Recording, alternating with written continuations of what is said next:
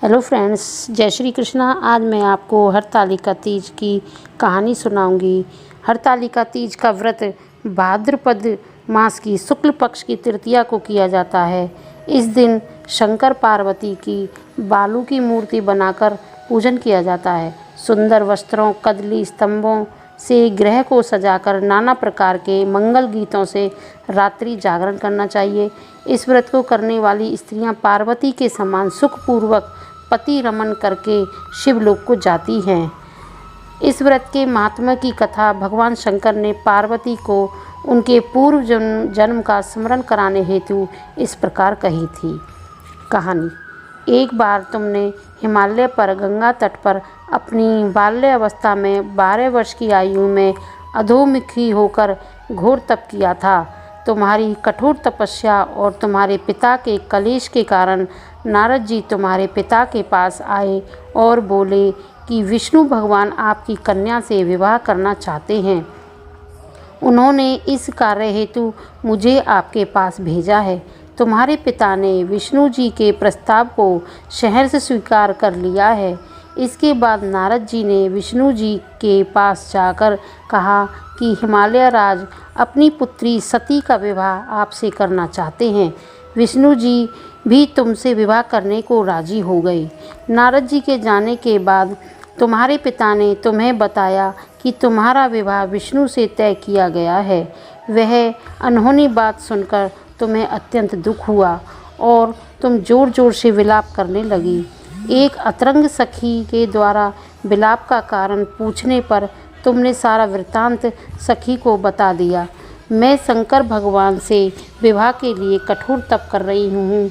उधर हमारे पिता श्री विष्णु के साथ मेरा संबंध करना चाहते हैं। क्या तुम मेरी सहायता करोगी? नहीं तो मैं अपने प्राण त्याग दूंगी। तुम्हारी सखी बड़ी दूरदर्शी थी। वह तुम्हें एक घनघोर जंगल में ले गई। इधर तुम्हारे पिता तुम्हें घर में न पाकर बहुत चिंतित हुए। मैं विष्णु जी से उनका विवाह करने का वचन दे चुका हूँ। वचन भंग की चिंता से वह मूर्छित हो गए। इधर तुम्हारी खोज होती रही और तुम अपनी सहेली के साथ नदी के तट पर एक गुफा में मेरी तपस्या करने में लीन हो गई। भाद्रपद शुक्ला की तृतीया को हस्त नक्षत्र में तुमने रेत का शिवलिंग स्थापित करके व्रत किया और पूजन तथा रात्रि जागरण भी किया। तुम्हारे इस कठिन तप व्रत से मेरा आसन डोलने लगा। मेरी समाधि टूट गई। मैं तुरंत तुम्हारे पास पहुंचा और वर मांगने का आदेश दिया। तुम्हारी मांग तथा इच्छा अनुसार तुम्हें मुझे अर्धांगिनी के रूप में स्वीकार करना पड़ा। तुम्हें वरदान देकर मैं कैलाश पर्वत पर चला आया।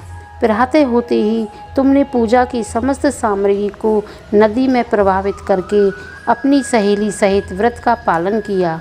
उसी समय तुम्हें खोजते हुए हिमालय राज उस स्थान पर पहुंच गए। बिलखते हुए तुम्हारे घर छोड़ने का कारण पूछने लगे। तब तुमने उन्हें बताया कि मैं शंकर भगवान को पति रूप में वर्ण कर चुकी हूँ, परंतु आप मेरा विवाह विष्णु जी के करना चाहते थे, इसीलिए मुझे घर छोड़कर आना पड़ा। मैं अब आपके साथ घर इसी शर्त पर चल सकती हूँ कि आप मेरा विवाह विष्णु जी से ना करके भगवान शिव से करेंगे। गिरिराज तुम्हारी बात मान गए और शास्त्रोक्त विधि द्वारा हम दोनों को विवाह के बंधन में बांध दिया। इस व्रत को हरतालिका इसलिए कहते हैं कि पार्वती की सखी उसे पिता के घर से हर कर घनघोर जंगल में ले गई थी। हरत अर्थात हरण करना और आलिका अर्थात सखी।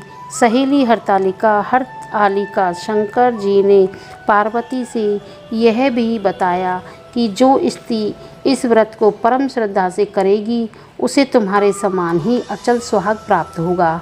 बोलो श्री शंकर भगवान की जय।